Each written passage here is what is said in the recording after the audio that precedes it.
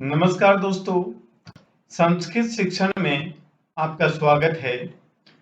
दोस्तों, मन के विषय में बताया गया है कि मन ही दुख और सुख का कारण होता है। इसके क्या प्रभाव होते हैं, इसके विषय में हम संस्कृत और हिंदी दोनों के माध्यम से जानेंगे। देखिए, मन से है प्रभाव है, मन का प्रभाव क्या होता है। तो देखिए, लिखा है कि यदि यदि मन है, मन प्रसन्नम, प्रसन्न अस्ति है। यदि मन प्रसन्न है, यहाँ पर जो मन है वो नपुंसकलिंग है, इसलिए आगे इसका विशेषण जो प्रसन्नम दिया है ये भी नपुंसकलिंग है। तो दिया गया कि यदि मन प्रसन्न है तरहि तो वयम हम सर्वाणि, तो हम सर्वाणि सभी कार्याणि कार्य सम्यक अच्छे कर्तुम कर शक्नुमः सकते हैं। यदि मन प्रसन्नम अस्ति, यदि मन प्रसन्न है, तरी तो वयम सर्वाणि कार्याणि, हम सभी कार्य सम्यक कर्तुम शक्नुमः, अच्छे कर सकते हैं, बहुत ही अच्छे कर सकते हैं। लेकिन मन का प्रसन्न होना आवश्यक है।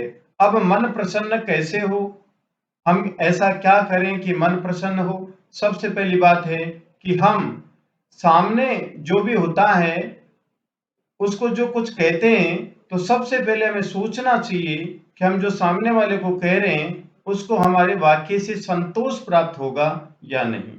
यदि सामने वाले को संतोष प्राप्त होता है और हम कोई वाक्य बोलते हैं तो निश्चित रूप से मन प्रसन्न होता है, ऐसा बताया गया है।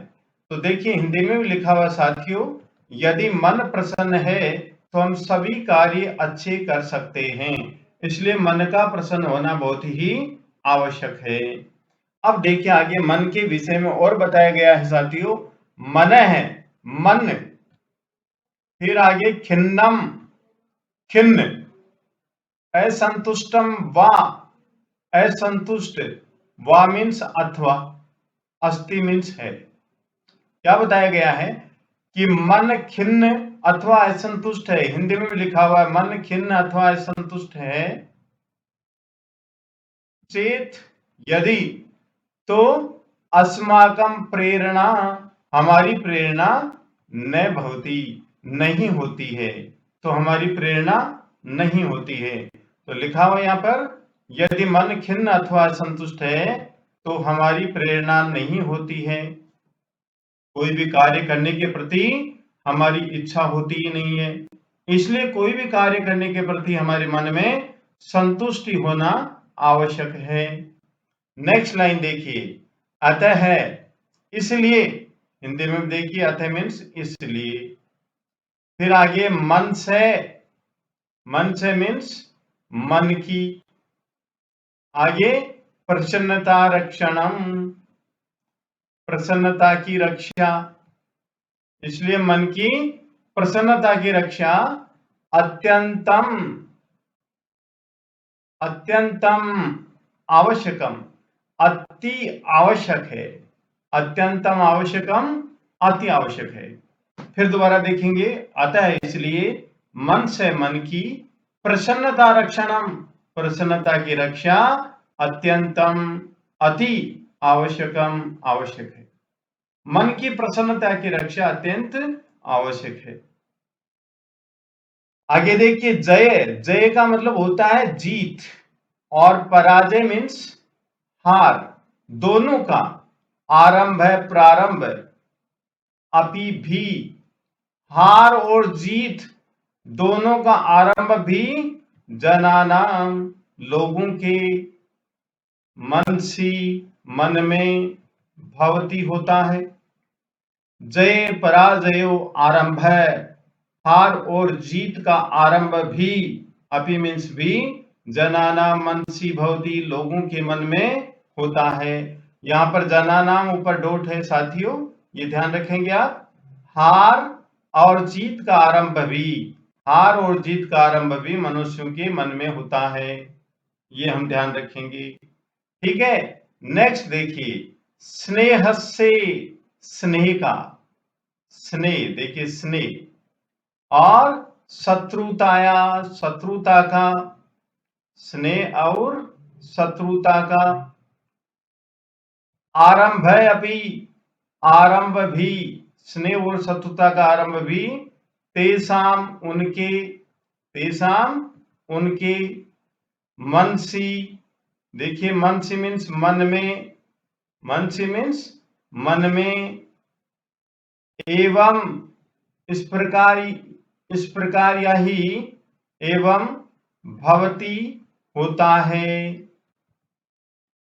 होता है। एक बार फिर देखेंगे, स्नेह से शत्रुताया आरंभ है, स्नेह और शत्रुता का आरंभ अभी भी, तेसाम मनसी एव भवती, उनके मन में ही होता है, उनके मन में ही होता है। ठीक है, अब आगे देखिए, जनई, लोगों के द्वारा, जनई मीन्स लोगों के द्वारा, सर्वदा हमेशा, लोगों के द्वारा हमेशा, इसका उपाय बता रहे हैं कवि, जनई लोगों के द्वारा सर्वदा हमेशा, भावनात्मक चिंतनम, भावनात्मक चिंतन, भावनात्मक चिंतन ही आगे दे रखा है, करणीयम, करना चाहिए। जनई लोगों के द्वारा सर्वदा हमेशा भावनात्मक चिंतन करणीयम, भावनात्मक चिंतन करना चाहिए, अर्थात अच्छा चिंतन करना चाहिए, अच्छा सोचना चाहिए, तभी मन प्रसन्न होता है और सुखी होता है और हमारे सभी कार्य सफल होते हैं मन के प्रसन्न होने पर। मन प्रसन्न नहीं है तो कोई भी कार्य नहीं होता है।